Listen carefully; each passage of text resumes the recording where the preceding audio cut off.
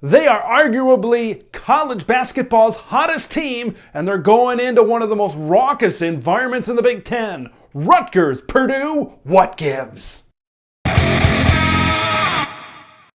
So you've made it past the dramatic entrance to this video. Now it's time for some analysis. Rutgers, arguably the hottest team in college basketball.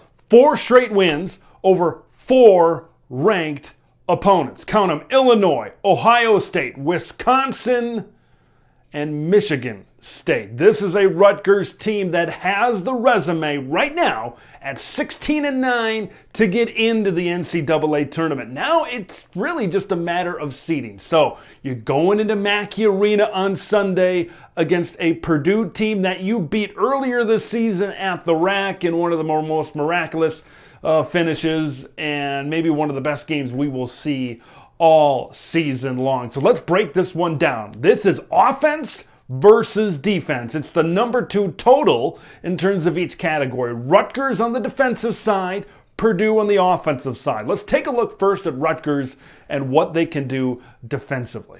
Okay, so this is a Rutgers team. Since the 1st of January, only one team has scored 70 points or more, and that is when Northwestern won 79-78 in overtime. Ironically, that is the last time Rutgers lost a basketball game, and that was 5 games ago. Purdue second in the Big Ten in points per game. We know they can score, and we know that's going to be the matchup. Purdue has the depth on their team. Once you get past Ron Harper Jr., there's not a ton there. There's a couple of guys for Rutgers that can maybe make a difference, but once you get past Ron Harper Jr., it's tough sledding. Rutgers is going to need a big game from Ron Harper Jr. to hang around. I compare this game a lot to maybe what Maryland did last Sunday. Fats Russell went off. He had a big game for the Terps, carried them and nearly carried them to a gigantic upset victory. That's a similar game what Ron Harper Jr. is going to need, and he had a good game the last time these two teams met at the rack, including that just inside half quarter at the Horn to win it. Now, when I look at Purdue, the reason they won that game and were able to come back and avoid the upset last Sunday against Maryland is because of Sasha Stefanovic. He got hot in the second half shooting from beyond the arc. I think Purdue is going to win this game, being at Mackey, having gone through this season. They know they still have some stuff to prove after what has gone on with some of the losses that they have suffered, especially as of late. That one loss against Michigan is probably still hanging in the back of their heads right now. But this is, as much as I love Rutgers right now, and as much as of a great story that they are right now, I still think Purdue has the talent across the board to win. If one guy doesn't have a good day, there's been games where Jaden Ivey doesn't play well and other guys step up down low or on the arc or wherever. This is a team that, for Purdue offensively, that can get it done. They got a lot of depth. They got to work on defense. This is going to be a game where I think that they can score more than 70 against a Rutgers team. Rutgers, a very good team defensively. And it's that defense that's going to carry them as far as they can go. But I just think Purdue has too many weapons on their team. I think this is going to be a great game. I think it's going to be a great battle. I could very well see this one ending up in a similar type of a result and a similar type of game like the Maryland game. If Ron Harper Jr. is a really good game like Fats Russell did for Maryland, I definitely think this one could possibly come down to the wire again, and who knows what can happen. We saw it before from beyond 30 feet or so at the buzzer. But let's kind of talk about Rutgers, because I want to talk about them, the rack.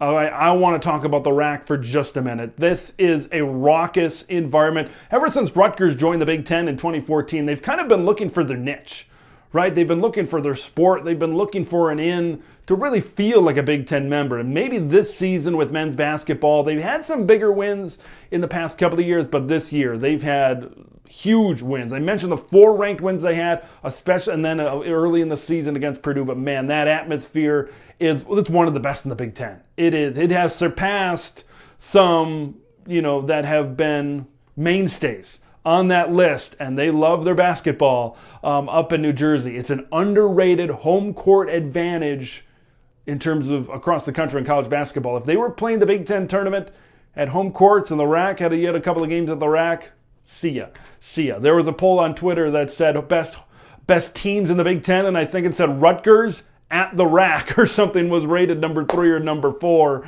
So yeah, if they're at the RAC, they can be just about anybody. But that's the thing. You got to win away from home here late in the season. You're going to have neutral site play coming up, so we'll really find out what type of team Rutgers is, especially going on the road to Mackey Arena to face the Purdue Boilermakers. I think Purdue's going to be motivated in this game. I still think they got some stuff to prove. Nothing is far from locked up. A number 1 seed is far from locked up. They're low on the 1 line right now to really be solidified. A win against a good Rutgers team and running the table would really help Purdue's case and cause. Let me know your thoughts on this game. Who you got? Rutgers on the upset, sweeping the Boilermakers? Or is Purdue going to bounce back? Leave your thoughts in the comments below. Make sure you subscribe. It's a big weekend of Big Ten basketball. I'm going to be wrapping it up on Monday, so make sure you watch out for that. I'm Big Ten Ted. We'll see you in the next one.